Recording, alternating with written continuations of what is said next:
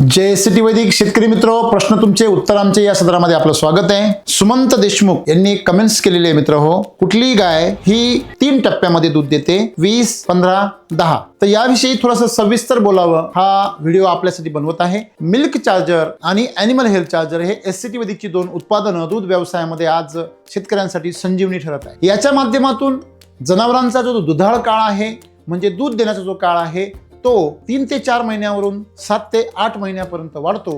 हा आतापर्यंत शेतकऱ्यांचा अनुभव आहे। परदेशातील दूध व्यवसायापेक्षा भारतीय दूध व्यवसाय हा नेहमी तोट्यामध्ये का वाटतो? सर्वात महत्त्वाचं कारण म्हणजे शेतकऱ्यांना मिळणारा दुधाळ काळ।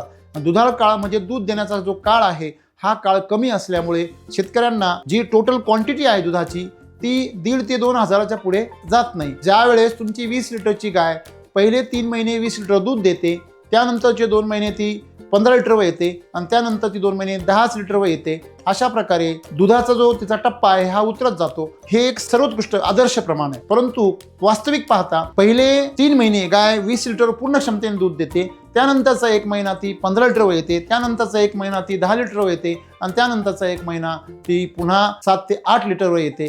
अशा प्रकारे तिची गाय जी आहे तिचं दूध कमी होत जातं। अशा परिस्थितीमध्ये शेतकऱ्याचं मोठ्या प्रमाणामध्ये नुकसान होतं। एससीटी वैदिक मध्ये हे जे प्रमाण आहे ते 20 लिटर पहिले 3 महिने आणि नंतरचे 3 महिने ती 15 लिटरवर 15 लिटर पेक्षाही जास्त, म्हणजे सरासरी 17 ते 18 लिटरवर ती स्थिर होते। यामुळे मिल्क चार्जर आणि ॲनिमल हेल्थ चार्जरच्या मदतीने आपण जनावरांची दूध देण्याची क्षमता ही वाढवू शकता, कारण ते त्यांच्या पचनक्रियेवर काम करतं आणि जास्तीत जास्त जे काही त्यांच्या चाऱ्यातला आणि खुराकातला कस आहे ते पचवून ते तुमच्या दुधामध्ये आणि जनावरांच्या चरबीमध्ये उतरवतं। त्यामुळे अशी गोष्ट शेतकऱ्यांना फायदेशीर ठरते। एससीटी वैदिकमध्ये दूध व्यवसायातील शेतकऱ्यांचा अनुभव हा इतरांपेक्षा वेगळा आहे। धन्यवाद।